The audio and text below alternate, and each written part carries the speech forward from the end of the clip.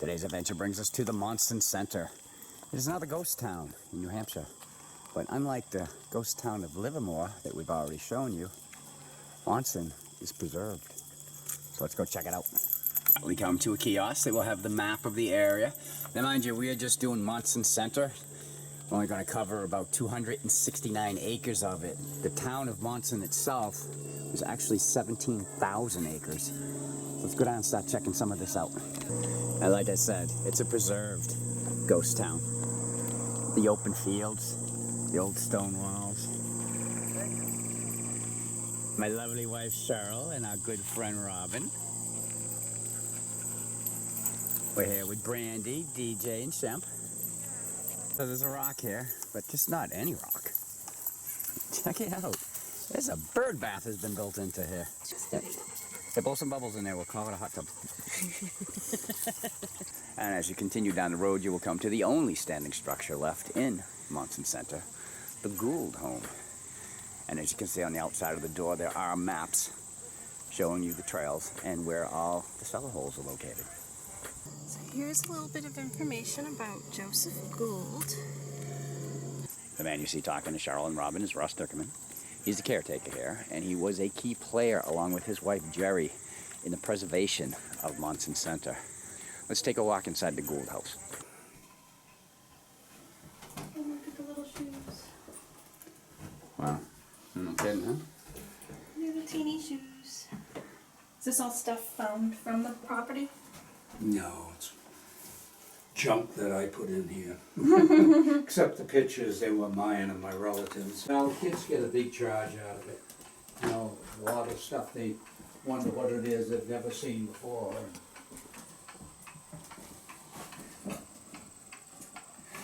Very nice. And the other room.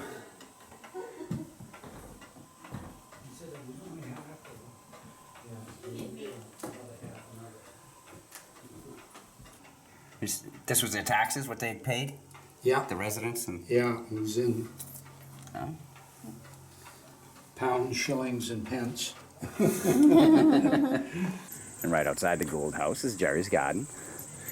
We're gonna go and start exploring the center now and retrace the footsteps of the settlers from the 1700s. Okay, so we came down Adams Road and we are now at the intersection with East Monson Road.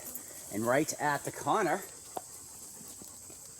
lays the monument for the town, where it says, in this area lay the center of the old town of Monson, 1746 to 1770. Actually, it got its charter on April 4th, 1746. At the time, though, it was actually part of Massachusetts. We are at the cellar hole of Lieutenant David Wallingsford. Every one of these cellar holes will have a plaque. It tells about the family. Just giving you a brief summary of this. He served in the Revolutionary War. And him and his wife had 12 children that were born here in Monson, which tells me that it must have been cold here a lot. And unfortunately, the house burnt down, but everybody did make it out. All right, so we will be leaving the Wallingford's residence and heading down this way.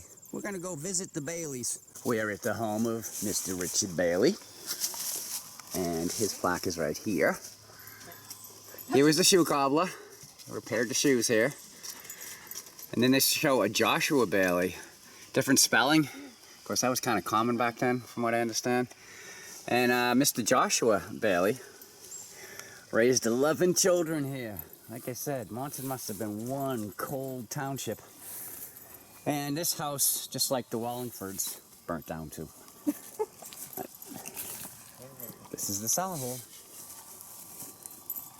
Okay, we found the first geocache out here. Bella Buttercup visits the Baileys. Yeah, no, Bella Buttercup. It is actually a geo-retrieving dog. That is the dog's name.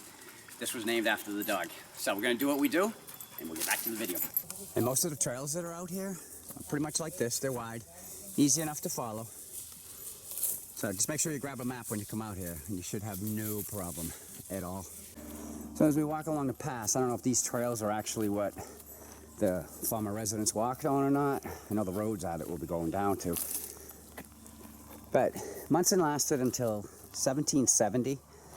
And it became apparent that they could no longer go on. They tried to be exempt from paying taxes. They couldn't find a place to build a meeting house. I believe it was actually held up at the Niven's house where the meetings were. There was never a school built, never a place of worship. So they ended up asking the courts to revoke their charter, and it was granted. Then the surrounding towns just absorbed the land itself, and it laid here untouched until 1998. M 1843. I imagine the M was from Monson, but the town had already been dissolved in 1770. Yeah, that's the corner of this property. That's the corner of the property. The geocache out here? This is 5 together. We'll do what we do. We'll be right back. We've arrived at the cellar home of Williams Nivens Sr. And this is his cellar hole. He had 6 sons, so obviously they must have had a fireplace because it wasn't as cold as the other ones that we've seen. But 5 of those sons served in the Revolutionary War. This is a neat little place. Dogs are having a good time. We're having a good time. And we're moving on. We've arrived at the Monson Pound. Mark 1746. Didn't look like a very big pound. From what I understand, it was for unruly cows. Unruly doggies in here. Third geocache that's in here. There's 3 that are known. We found all 3 of them. This is Monson's find. So we're going to do what we do. Get back to the video. We are at the house of Deacon Thomas Nevins Jr. Pause the video if you want to read about him. This is a cellar hole. I think it was a treehouse.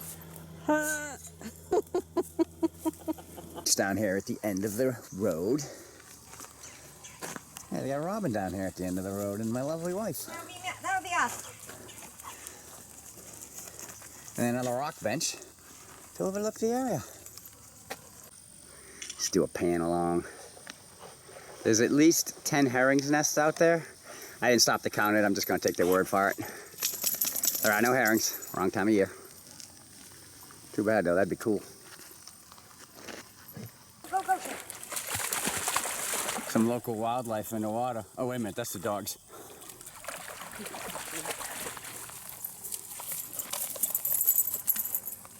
Yay, Shemp, you finally got your stick.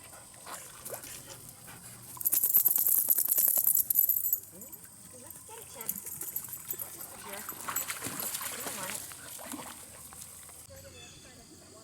This side of the old swimming hole's not as impressive. I wouldn't mind getting a kayak down here though and going out and investigating. Well, especially the other side. This side I don't think we get too far. Is that? Hold on, I think I just found some real wildlife. Where'd it go? There it is. That was the Monson duck right there. You better hope the other wildlife doesn't see it. Oh, look, a buddy. Oh, there's 3 of you. Sorry about the shake. We've come to the cellar hole of Lazarus Hubbard. He was a beggar, and he was known as the poorest and laziest man to ever live in this section. And this would have been his house. No sense looking for any money, I guess, huh? No. Brandy's bringing out the pup and Shemp. Get his puppy on. Here, share my puppy card with me. All right, so we've come to Doc Brown's Road. Roads? Where we're going, we don't need roads. Let's go find the flex capacitor. Sorry, we couldn't resist the Back to the Future references. Let's go see his cellar hole. So we have come to the cellar hole of, oh, it's Dr. John Brown. He wasn't in Back to the Future. No. Woohoo! Yay! Summit pose. So Robin, what do you think of Doc Brown's waiting room? I think that he had a lot of people waiting. You look pretty comfy though. Not too bad. Hey. How long till the doc sees me? Silly boy. And this is the plaque for Dr. John Brown. He actually was the only one to have a horse and a fancy carriage, which was known throughout New England. This is his cellar hole. And he had 4 boys and 6 girls. So obviously it was cold on this side of Monson too. The dogs found a rabbit. Hey, wait a minute. That's my lovely wife in there. Is that another rabbit? That's not a rabbit, that's a robin. And there's the sign for West Monson Road. There are only 2 main roads in here. Both are blazed in, as you can see, yellow. We went in on East Monson, and we came out on West Monson, where the plaque is. If you get a chance, come out here, take a walk through the past. Pretty cool. So I mentioned that this was left untouched for over 200 years until 1998, but I didn't tell you why. In 1998, this whole area was threatened by a 28-lot subdivision of luxury homes. It just destroyed the whole history and everything here. But the residents in both towns fought tooth and nail, and they got together with the Forest Society, and they stopped it.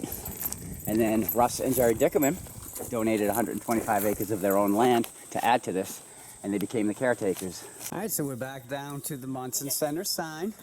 We went and explored another ghost town, a nicely maintained ghost town. Thanks to Mr. Dickerman. Yes, thank you, Mr. Dickerman. And by the way, I ain't afraid of no ghost. Yeah, too many movie references in this video. All right, so till our next adventure. The end. Bye-bye.